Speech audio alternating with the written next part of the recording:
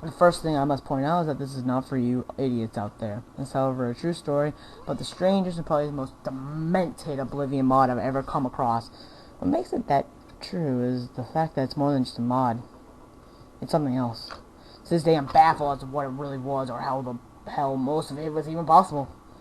It all started about a year ago. After 2 years of playing the shit out of the main quest guild, Serving Us, and Knights of the Nine, I finally started filling up on a bunch of mods that even looked slightly appealing to me.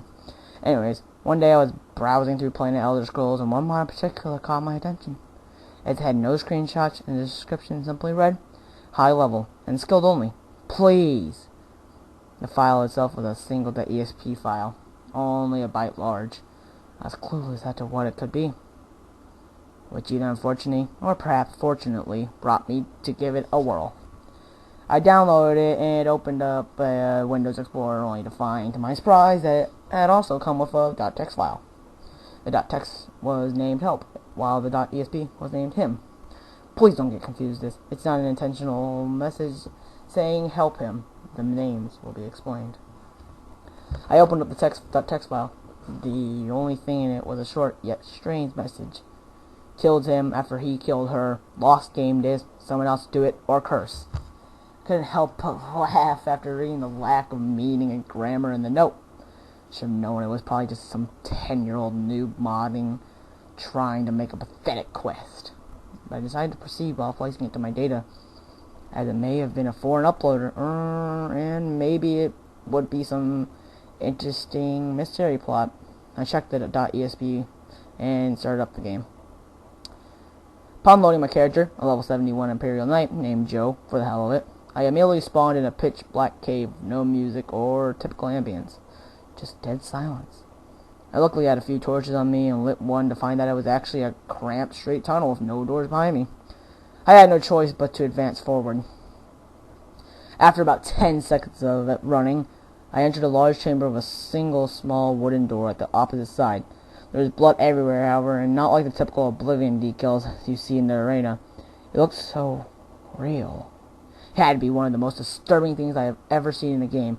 I was even able to see teeth scattered in some places, along with a few fingers and bones. All of them looked so much more realistic than Oblivion itself. It gave me the shivers, and I hesitated to open the door. But I had no other option. I activated the door. I was now standing in what looked like a typical fort interior, except for the same blood and gore scattered everywhere. I only took about 5 steps when I suddenly heard a distant voice say, "Welcome, player." Now I was annoyed. I had always been a hardcore medieval role player, and breaking a fourth wall like that was enough to make me quit. However, the escape button wasn't working at all. I decided I would attempt to bail out via COC cheating, but the console didn't work either. I couldn't quit, and I couldn't cheat. I progressed forward without encountering any enemies, traps, or containers. Just a straight, featureless, and very dark tunnel, with no music playing. But I heard very faint screams, sort of like tortured souls from hell. I couldn't tell, but I ignored it. Just kept looking for something to do in this already abnormal mod. I soon heard the voice again, this time considerably closer and louder. Fucking finally, I'm free! And the screaming souls grew louder, and I started to hear the distant running of someone else coming from the opposite side of the dark hallway.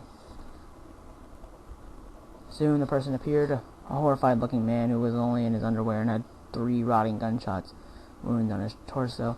His head had also obviously been cracked open. He was decaying as well. And the most intimidating thing about him, he looked just as real as anyone in real life.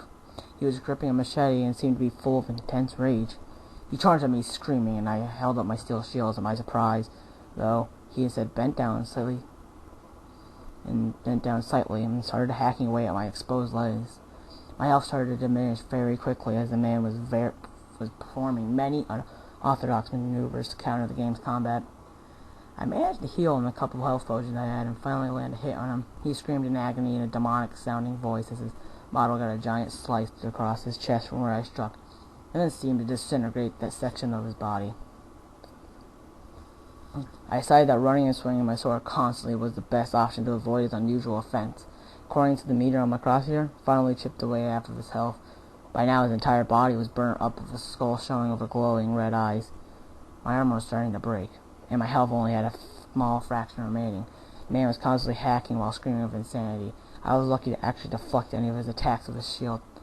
I finally decided to quit my current strategy, which I knew would get me killed, and did a lunge attack, which at master level was a stab, which completely impaled the man. Despite having my volume at a reasonable level, his scream was loud enough to hurt my ears as his body soon became engulfed in flames and burst before he hit the ground. The level was filled with silence yet again, but then I saw that there was now an opening where the man came out. I walked aside. The room I entered was very dimly lit, with only a small wooden chair in the center and a straitjacket sitting at the corner. Resting in front of the chair, however, were somewhat old, real newspapers with a man in them. Apparently he was insane. He was held in an insane asylum for quite some time until deemed stable and released. Then I found a photograph of a woman. This made me think back to the help note, and I quickly understood everything. The insane man went to the uploader's house to brutally murder his wife. The husband quickly responded by shooting him 3 times, which resulted in the attacker bursting his head on something behind him when he fell. The husband either contained the insane man's soul in the .esp somehow, or the man haunted it. Either way, since the husband's oblivion game was lost, he had to find someone who could finish the job and destroy his evil soul once and for all, or else allow him to kill even more in spirit form. I have no idea whether this is true or some really fucked up story, but whatever it is, I still have nightmares about that man screaming in rage.